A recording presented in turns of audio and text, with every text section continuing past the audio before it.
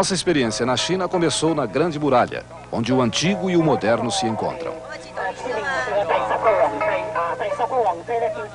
Onde os turistas curiosos se misturam com os chineses despreocupados, de câmaras e refrigerantes na mão.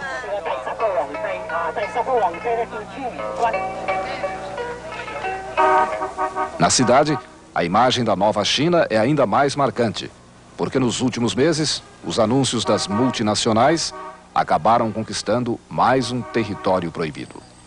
E os luxos do Ocidente fascinam os chineses, que ainda têm de se contentar mais em olhar do que em comprar. No passado, nos lugares dos anúncios, viam-se os gigantescos retratos de Mao Tse-tung.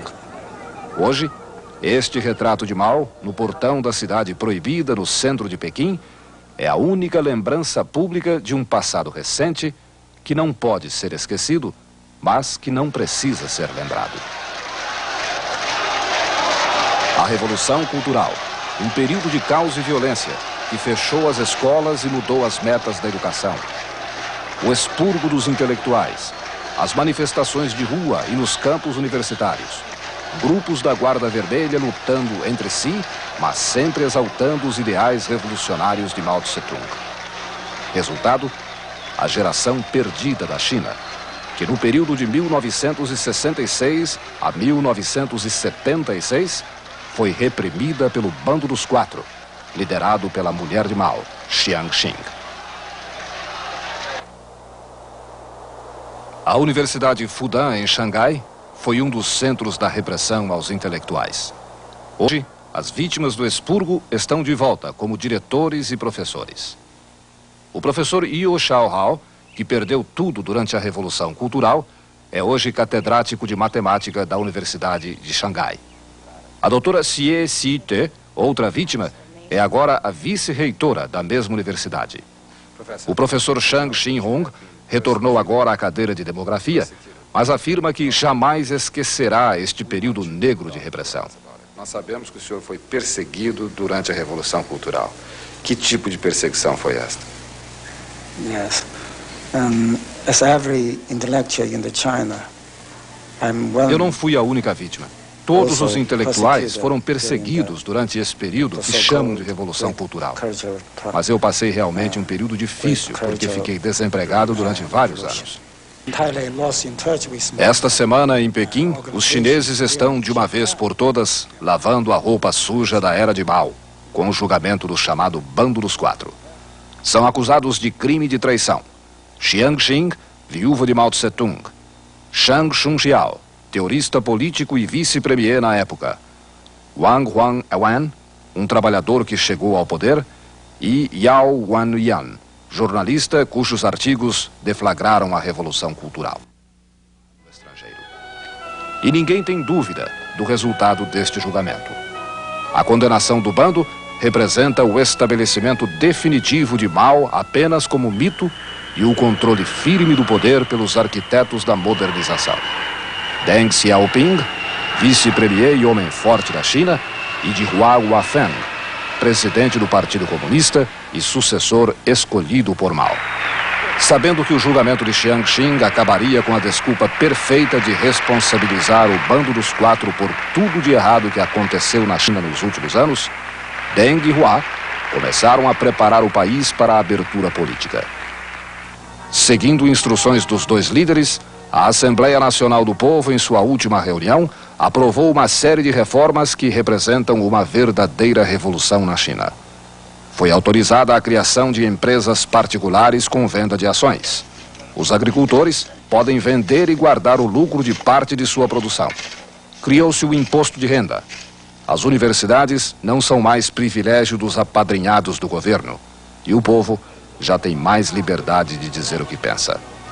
De repente, democracia e capitalismo não são mais palavras proibidas. Em seu discurso perante a Assembleia Nacional do Povo, Deng Xiaoping disse: "O país inteiro se preocupa agora com o progresso científico. Os cientistas, os técnicos e o povo participam deste movimento. Existe agora uma vida nova, de participação decisiva na ciência e na tecnologia. A marcha para a modernização está tomando conta do país inteiro. Estamos caminhando para um futuro próspero e brilhante.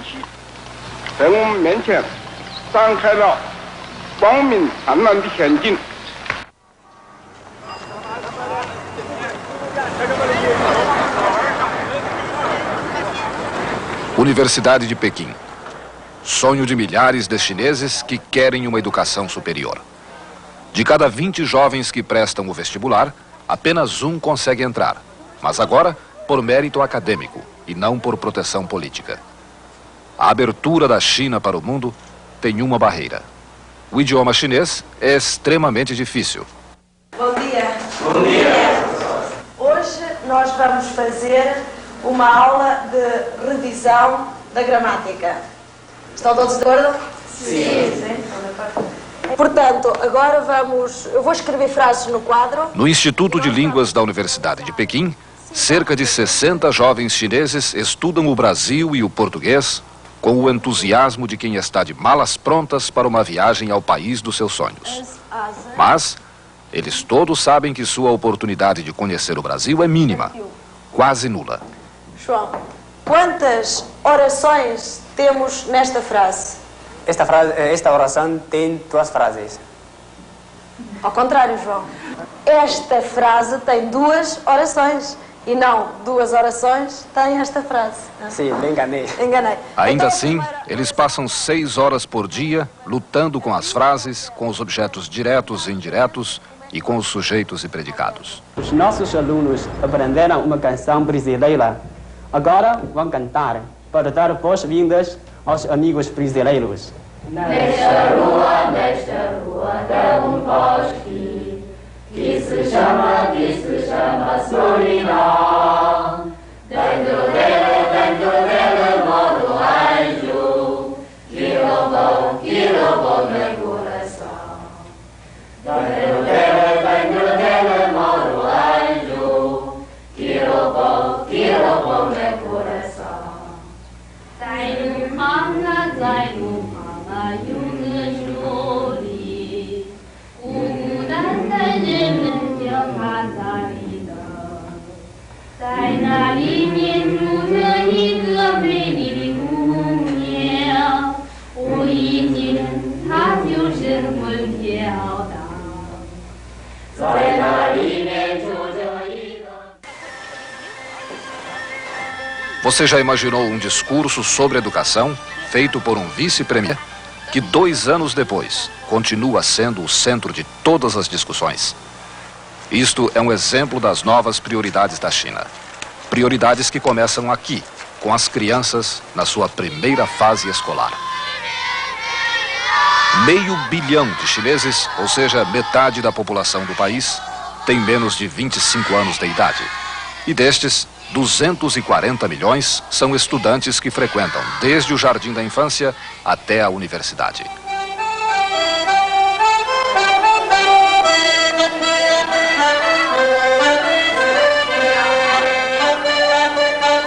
Nas escolas, que são também creches onde as crianças passam o dia para que os pais possam trabalhar, só as artes têm a mesma importância das ciências.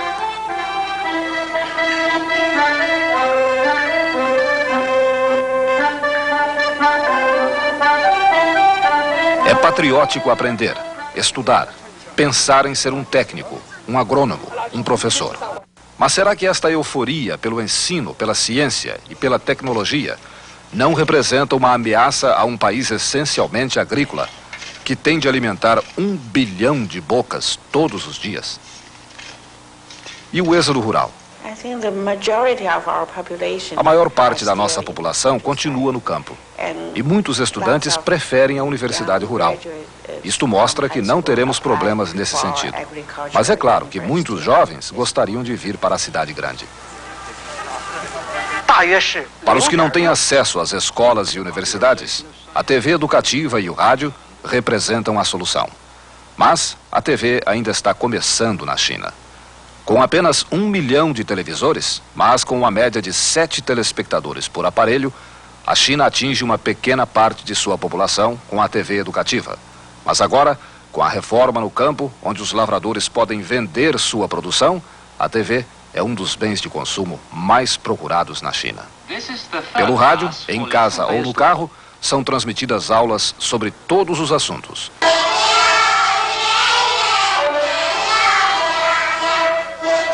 No futuro, dizem os chineses, toda criança terá uma boa escola e todo jovem que quiser e tiver talento poderá chegar à universidade. No momento, entretanto, o sonho ainda não é para todos e muitos terão de voltar para o campo. Primeiro porque as escolas e as cidades têm um limite. Não podem aceitar todos. E segundo, porque a própria sobrevivência da China está no campo. E os chineses sabem disso.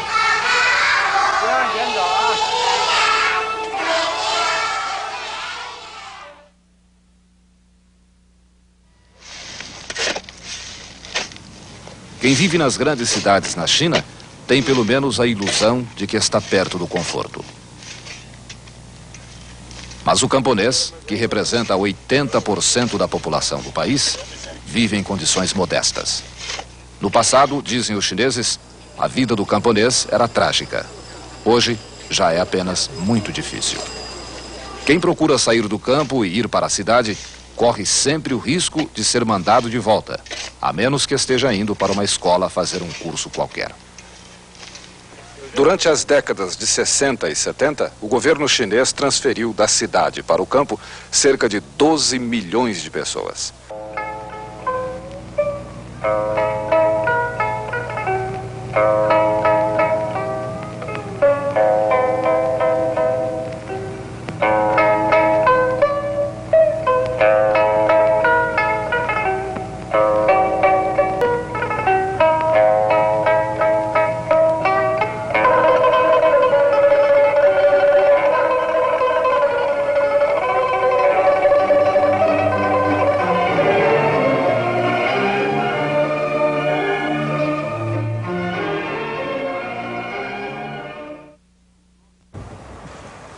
Dos 9 milhões e 500 mil quilômetros quadrados do território chinês, apenas 11% são terras aráveis, que têm de produzir para toda a população.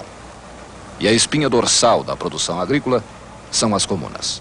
Isto é uma comuna típica nos arredores de Pequim. 9.600 famílias vivem aqui, 43 mil pessoas. Neste placar está escrito: apoiamos as 4 metas da modernização.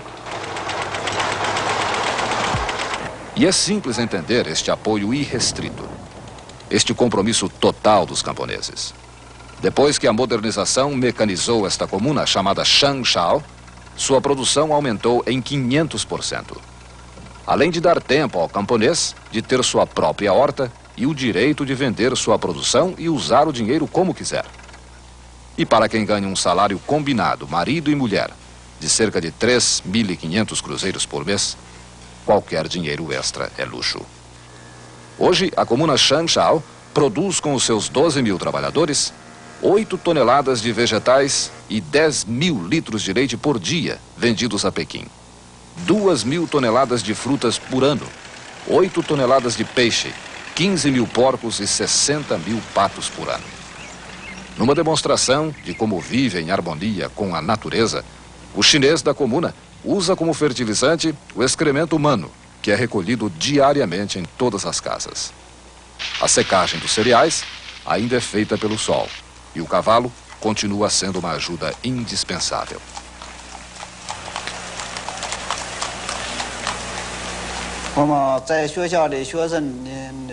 Para o chefe da comuna Shangshao, Yu Shihi, a modernização não significa o abandono de todos os recursos tradicionais da agricultura chinesa. A modernização chegou a essa comuna de que forma? 就是这个公式实现的机械化是用什么方式实现的机械化？就是怎么表示出来的？ O governo nos deu um empréstimo para a compra das primeiras máquinas e agora produzimos muito mais. Uma parte vende para o Estado, a outra parte consome na comuna. E o que sobra é lucro para a comuna, certo? 他说就是卖给国家的公粮，公社要得到一些什么？有一些就是利润吗？ Quando nós vendemos para o Estado, o governo paga. E os trabalhadores, eles também participam dos lucros? 这个我们收入多一些。 recebem.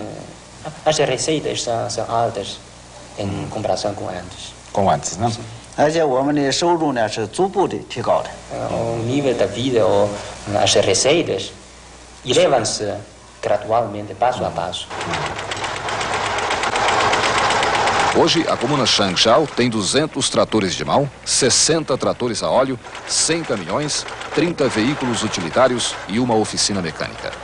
Os camponeses estão divididos em 16 brigadas, cada brigada com 160 equipes de produção. Os moradores têm à sua disposição, de graça, todo o alimento de que precisam, 19 escolas primárias, 6 secundárias, um hospital e várias clínicas. Pelo atendimento médico, cada morador paga 1 yuan por ano, 40 cruzeiros. Acompanhados do chefe da comuna, visitamos uma família típica do interior. Só a senhora Yan Shuping se encontrava em casa para nos receber. O marido, Xiu Huihai, estava trabalhando e os 2 filhos de 10 e 5 anos na escola. A renda total da família é de 80 yuans por mês, pouco mais de 4.000 cruzeiros. A casa é simples, sem conforto nenhum, mas limpa. São 3 cômodos.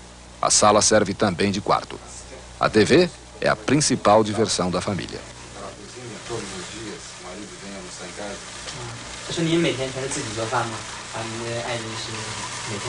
A senhora Shuping fez questão de frisar que a modernização deu igualdade à mulher na sociedade. E para provar isto, ela diz que quem chega primeiro em casa é que faz o jantar. Todos na comuna têm a mesma importância. Todos menos um. Este é o homem mais importante da comuna chinesa, o médico de pés descalços. No passado, descalço mesmo, mas hoje de tênis ou bota, ele percorre todo o campo e as casas de trabalhadores, dando assistência aos doentes. E como é que você se preparou para ser médico de pés descalços? 我毕业以后吧，那个干了2年活，完事儿呢。 Quando terminei o segundo ciclo, eu trabalhei no campo 2 anos. E depois fui escolhido pelos membros da comissão para fazer o curso de enfermagem. Nesta enfermaria, muito modesta, o médico de pés descalços atende os casos mais simples. Os mais complicados são mandados para o hospital local. Que tipo de doença você pode tratar? 我一般呢是常见病吧，一般 Posso 像季节 tratar 病 de todas as doenças comuns: gripe, febre, mal-estar, problemas de estômago, etc. 这些简单的病。 E quantos médicos de pés descalços existem aqui nesta comuna? 在我们的全公社，全公社可能有是。 Somos 150 médicos para toda a comuna de 43 mil habitantes. 150多个舍医生。 Agora, você faz partos também? 我不接生，我不负责接生。 Não, não faz. E quem é que faz os partos então aqui? Quem que trata das mulheres? 谁就治疗妇女病和妇女接生的？ 负责接生，我们那儿单有一个治疗那个妇女病和负责接生的一个人，单有一个女同志。 Tem uma médica então para as mulheres, especialmente para tratar dos partos. Ela é a parteira da vila. Quem que é a parteira? Ela está aqui, não é? 他说谁是那个接生员？ 啊，是。 Então chama ela aqui, vamos conversar com ela. Vamos 哎，刘 conversar 先生，过来。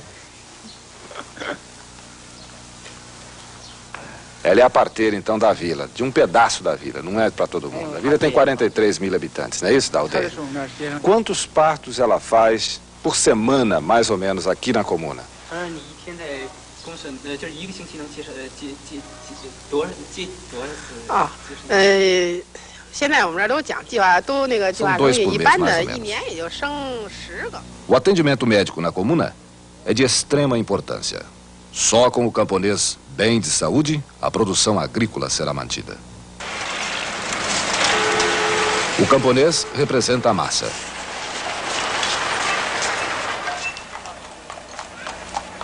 Inculta, de uma bondade quase ingênua, e que carrega nas costas a responsabilidade de evitar o fantasma da fome e alimentar 1 bilhão de chineses.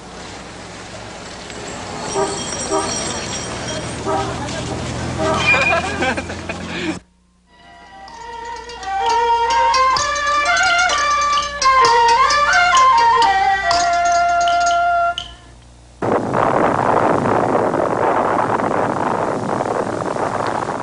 No passado, este era o símbolo do progresso científico. E quando a China explodiu sua primeira bomba atômica, o mundo pensou que estava diante de uma nova superpotência. Mas a verdade é que este é um conceito superado. Até mesmo países subdesenvolvidos têm condições técnicas de produzir uma bomba, mas não têm os recursos para financiá-la. Assim, o verdadeiro progresso científico hoje é medido em termos de indústria e tecnologia. Um dos pontos mais fracos da China, que segundo especialistas americanos e europeus, está atrasada de 15 a 30 anos neste setor, porque a teoria de Mao Tse-tung era de que a China deveria fazer tudo sozinha, sem a ajuda de ninguém. Sem dúvida, a China é autossuficiente em quase tudo, mas seus produtos industrializados são de baixa qualidade e sua produção mal atinge as necessidades do consumo interno. Para deixar sua posição de liderança no terceiro mundo e conquistar um lugar entre as superpotências, a China precisa de mais do que uma bomba atômica. A China precisa da tecnologia estrangeira. Foi isto que levou o governo de Pequim, nos últimos meses, a fechar uma série de contratos e acordos de compra de equipamento e tecnologia com os Estados Unidos, Japão e Alemanha Ocidental, no valor de bilhões de dólares. Foram estabelecidas duas prioridades: tecnologia industrial, que permitirá à China explorar suas reservas de petróleo. Petróleo que será vendido em dólares de que o país precisa para comprar mais tecnologia estrangeira. A outra prioridade, a dos cientistas. Um dos principais pontos da modernização é o progresso rápido da ciência e da tecnologia. Aqui, na Universidade Fudan, em Xangai, assim como em outras universidades da China, eles pretendem formar, até 1985, 800 mil cientistas. Cientistas que vão tirar a China do atraso industrial, que planejarão armas mais atualizadas para o seu exército e aumentarão a produção agrícola num país onde nascem todos os anos 24 milhões de crianças. 3 vezes a população de São Paulo. O professor Yu Shaohao é catedrático de matemática da Universidade Fudan, em Xangai. Logo após a prisão do Bando dos Quatro, ele passou 6 meses nos Estados Unidos no Instituto de Tecnologia de Massachusetts, famoso no mundo inteiro. Se o senhor tivesse que fazer uma comparação da tecnologia e da ciência na China e em outros países, como nos Estados Unidos, por exemplo, como é que o faria? Nós estivemos parados durante pelo menos 10 anos. Em comparação com os Estados Unidos e com a Europa, a diferença é enorme. Temos de trabalhar muito para melhorar o nosso nível. Apenas em alguns campos, como na matemática, por exemplo, é que estamos avançados. O que o senhor está dizendo é que a China não tem cientistas em número suficiente no momento. Sem dúvida, nós não temos um número suficiente de cientistas no país. Nós perdemos uma geração inteira de cientistas com a Revolução Cultural. Agora temos de agir depressa. Professor, how have you in your field been affected by modernization? O que é que a modernização trouxe de novo, de bom para o senhor no seu campo? Nosso futuro promete muito, porque temos uma tradição. Nosso povo trabalha com o coração. E agora temos uma incrível oportunidade de saber o que está acontecendo fora do país. Finalmente, poderemos aprender com outros povos.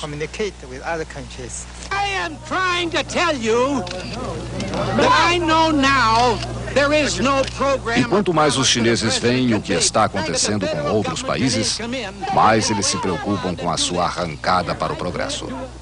Apesar de ser o terceiro país do mundo em extensão territorial, vindo logo depois da União Soviética e do Canadá, o Produto Nacional Bruto da China, 375 bilhões de dólares, é apenas a metade do Japão, e sua renda per capita, 390 dólares por ano, é 1/3 da renda per capita do Brasil e 1/7 da de Singapura, um país de 40 quilômetros de comprimento por 20 de largura. São estes números que a modernização e a alta tecnologia terão de mudar para a China ser uma superpotência até o ano 2000.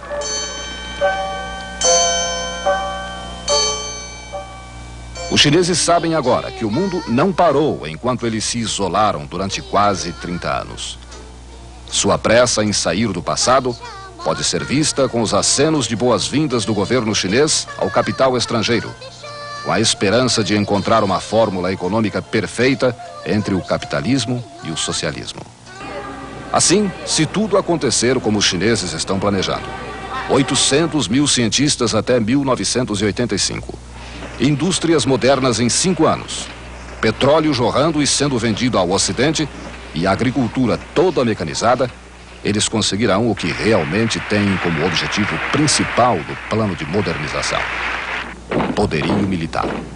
Porque, como a invasão chinesa do Vietnã provou no ano passado, a posse da bomba atômica não resolve problemas de fronteiras. E os russos, seus vizinhos e novos inimigos, estão armados até os dentes.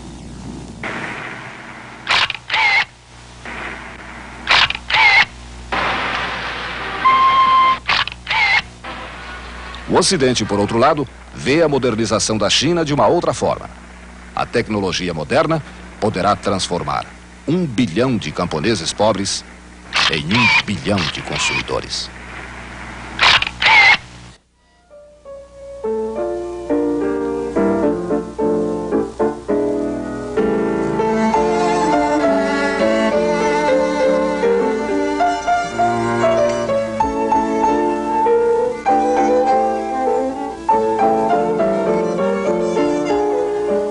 Trio Artes, formado pelos brasileiros Arnaldo Cohen, pianista, Cucide Almeida Neto, violinista, e Peter Downsberg, violoncelista.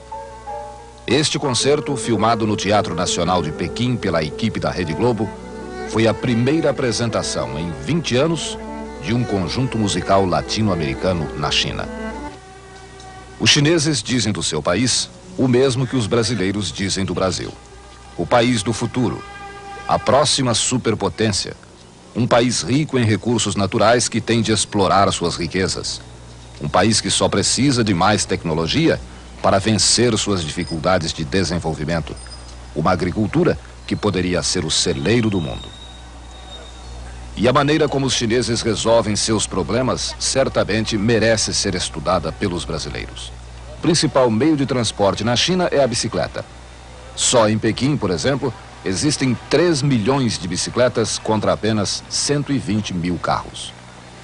Quando Nixon visitou a China em 1972, os comentaristas da TV americana mostravam as ruas de Pequim cheias de bicicletas e sem automóveis, como um exemplo do subdesenvolvimento da China.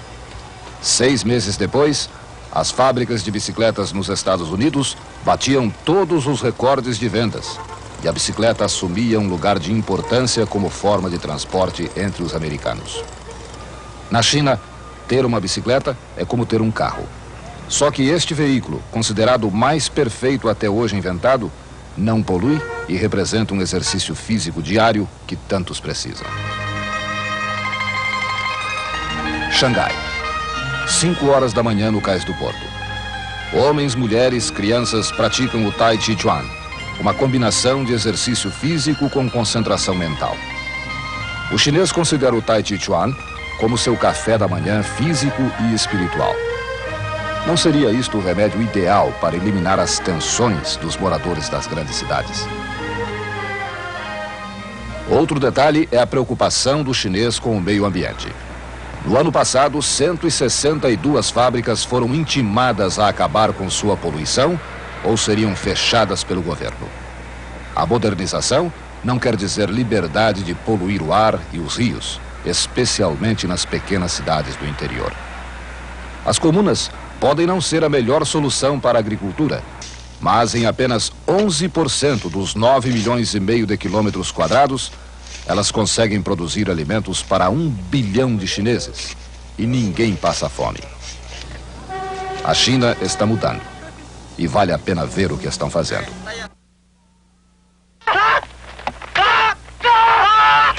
A impressão que tivemos ao sair da China era de que havia uma esperança no ar, que alguma coisa extraordinária tinha acontecido no país de Mao Tse-tung.